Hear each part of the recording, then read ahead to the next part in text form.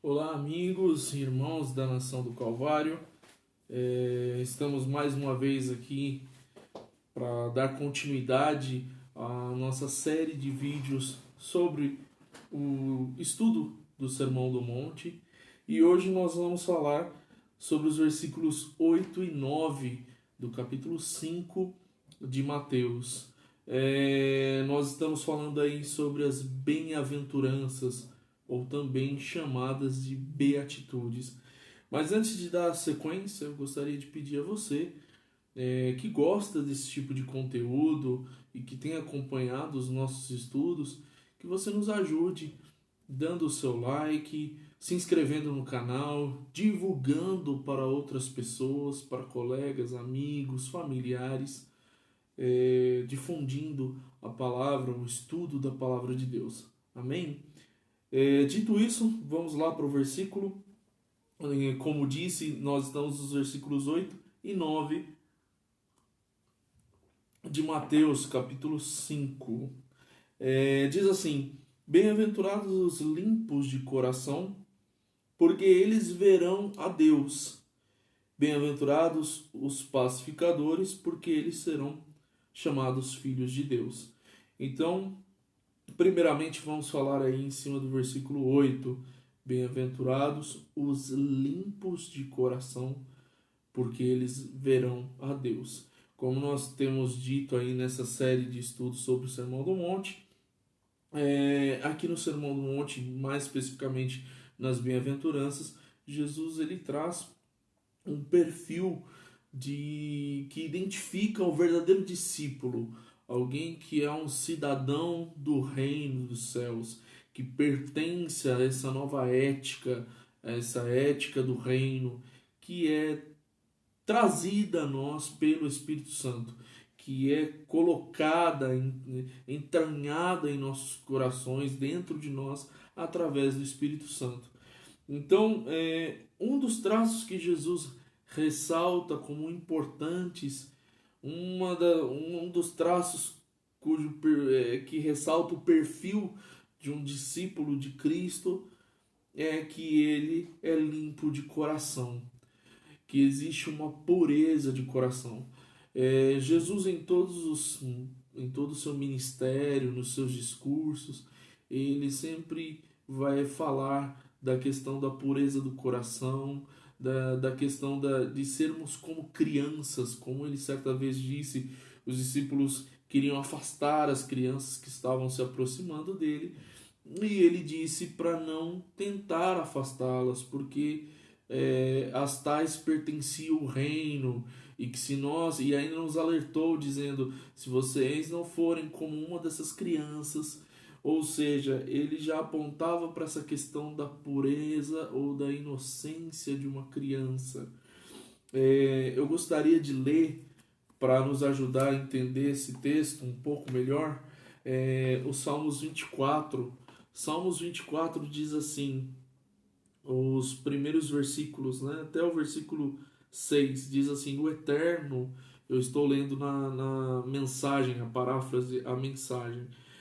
O Eterno reclama seus direitos sobre a terra e tudo que está nela, sobre o mundo e todos os que vivem nele. Ele a construiu sobre as fundações do oceano, projetou-a sobre as vigas mestras dos rios.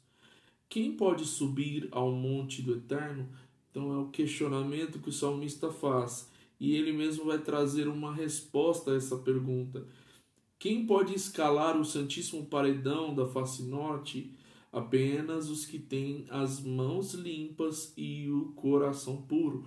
Quando fala de mãos, está falando das obras, dos feitos. Das mãos é o que as pessoas fazem, dos feitos que deveriam ser observados. E o coração puro, aí fala da essência, fala das intenções. Homens que não trapaceiam, mulheres que não seduzem. O Eterno está do lado deles, com a ajuda deles serão bem-sucedidos. Isso é o que acontece a Jacó com os que buscam o Senhor, com os que o procuram. Então, aqui apenas para ilustrar o entendimento que perpassa toda a Bíblia desde o Velho Testamento, né, a velha aliança, trazendo a ideia de que o homem, para adentrar a face, para adentrar a presença de Deus, ele teria que ter essa pureza do coração. Veja que no versículo 8 diz: porque eles verão a Deus. Então, o acesso a essa presença de Deus, ela se dá através de uma pureza, de um coração que seja inocente, seja puro. Pois bem, é sabido que nós de nós mesmos não temos pureza ou santidade alguma. O salmista Davi, em um dos seus salmos, vai escrever o seguinte: que desde o ventre a nossa mãe já nos concebeu em pecado. Então, quando nascemos no mundo, Romanos capítulo 3 vai falar sobre isso, nós já nascemos debaixo do pecado. Romanos 3, 4, 5, 6 e 7, onde Paulo fala sobre a condição humana, sobre o pecado. Então, nós de nós mesmos não temos condição alguma de entrar à presença de Deus pelas nossas forças, pela nossa capacidade. Capítulo 1 de Isaías vai dizer o seguinte, que as nossas justiças, elas são como trapo imundo, como trapo de imundície.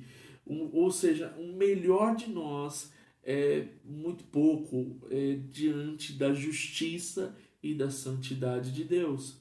Outro ponto a se notar é que nenhum de nós pode ver a Deus. Obviamente que o texto aqui ele está colocando uma metáfora, vamos dizer assim.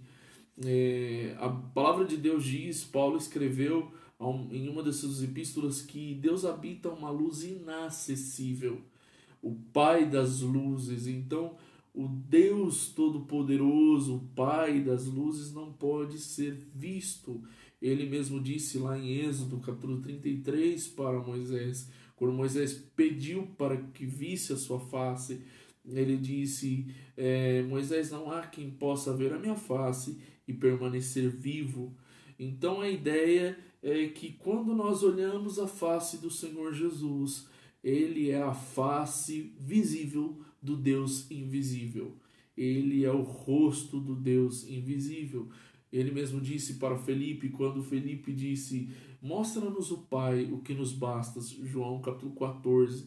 Então Jesus disse: Felipe, eu tenho estado há tanto tempo com vocês, e você diz: mostra-nos o Pai, o que nos basta. Olha para mim, olha para o meu rosto, você está vendo o Pai. Quem vê a mim, vê o meu Pai que me enviou. Então, o nosso entendimento é que esse ver a Deus é acessar essa presença de Deus, é entrar no reino, não só o reino invisível, o agora que já está manifesto pelo Espírito Santo, mas também o reino do que há de se manifestar no grande dia do Senhor, quando o Senhor buscar a sua igreja e estabelecer o seu reino, um reino material físico. Então, esse reino de justiça é adentrar essa possibilidade, poder usufruir dessa presença do rosto de Deus manifesto na face do Cristo, na face do seu Filho Jesus, que é o próprio Deus encarnado, é o Deus Filho. Então, os limpos de coração, que não são limpos de si mesmos, mas são limpos pelo sangue do Cordeiro. Obviamente que um dos propósitos do Espírito Santo dentro de nós é também nos limpar. Não é somente a questão de uma vez que recebi a Cristo, agora estou limpo dos meus pecados e eu posso simplesmente ver a Deus. Mas é a ideia também, isso é verdade, nós somos salvos pela graça, ok? Capítulo 2 de Efésios, versículo 8. Porém, é a ideia também de que o Espírito Santo, ele nos regenera, ele nos limpa, é um processo chamado santificação. Por isso, bem-aventurados aqueles que são limpos de coração, estão sendo limpos no coração, nas suas intenções, através do Espírito Santo. Dando continuidade, versículo 9 diz assim: bem-aventurados os pacificadores, porque eles serão chamados filhos de Deus. Eu quero trazer para um melhor entendimento desse texto, desse versículo, mais dois trechos, né? Um versículo lá em Isaías, capítulo 52, versículo 7, diz assim: como são belos sobre os montes os pés daquele que traz boas novas, que anuncia paz, que traz boas novas do bem, que anuncia salvação, que diz a Sião: o teu Deus reina. E eu quero ler também um trecho aqui do livro do J. Carson sobre o Sermão do Monte. A propósito, sobre os pacificadores, ele escreve o seguinte: dentro de toda a estrutura da Bíblia, o maior pacificador é Jesus Cristo, o príncipe da paz. Ele estabelece a paz entre Deus e o homem, removendo o pecado, que é o motivo do afastamento. Ele traz a paz entre o homem e seu semelhante, removendo o pecado e conduzindo as pessoas a uma relação direta com Deus. Jesus deu ao tradicional cumprimento judaico um significado mais profundo quando, após sua morte e ressurreição, saudou os seus discípulos com estas palavras: paz seja convosco. Lucas 24:36 e João 20:19.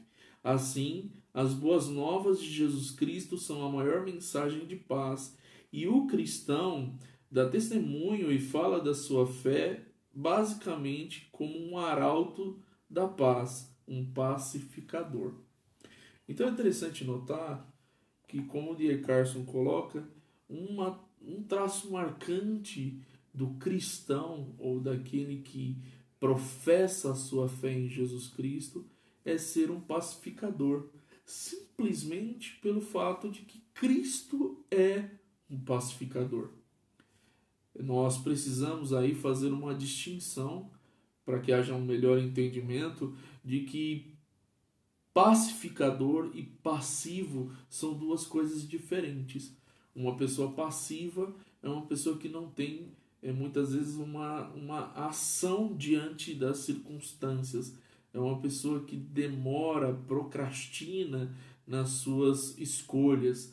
Ela é passiva. Agora, o pacificador é aquele que age de maneira coerente, sábia, prudente diante de todas as circunstâncias. O pacificador é alguém que vai ter como premissa a paz. Ele vai sempre procurar pacificar relações, circunstâncias e tudo quanto ele vivencia.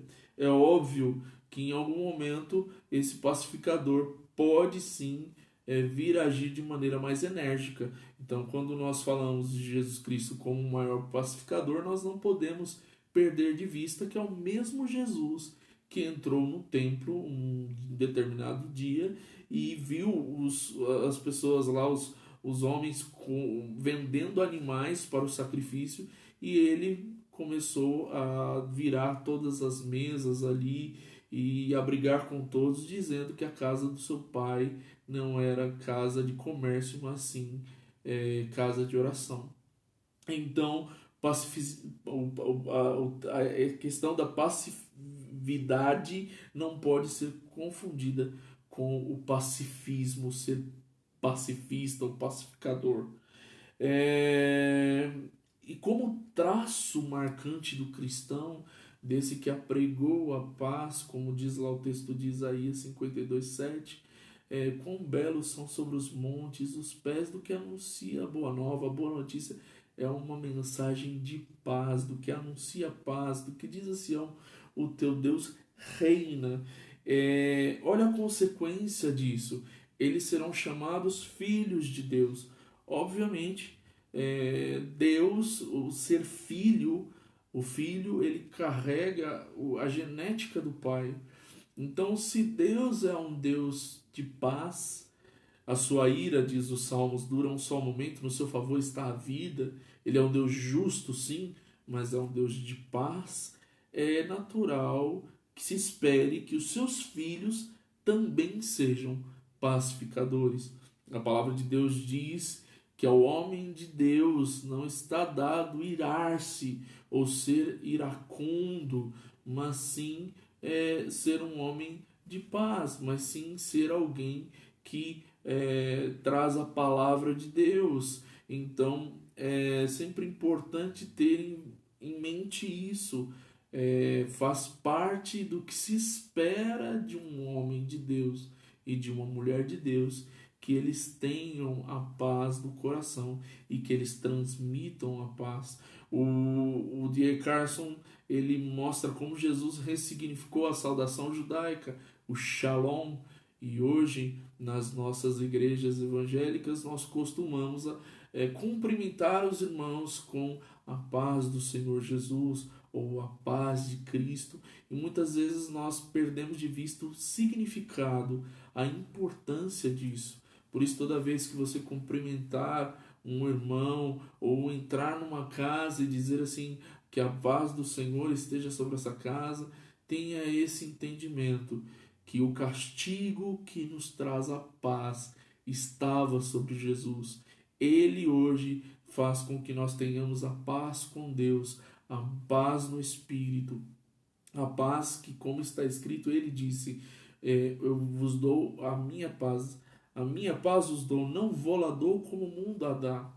A paz que o mundo dá é uma paz que depende, é circunstancial, depende de aspectos externos, mas a paz de Jesus Cristo é a paz que está em nossos corações através do seu Espírito Santo, e isso é um selo, diria melhor, que isso é uma marca de que somos filhos de Deus. Ok, paramos por aqui hoje e daremos continuidade no próximo vídeo falando sobre o aspecto da perseguição. Lembrando mais uma vez, deixe o seu like, compartilhe o vídeo com seus amigos, os seus colegas, se inscreva no canal, assim você nos ajuda muito. Deus te abençoe sempre em Cristo Jesus.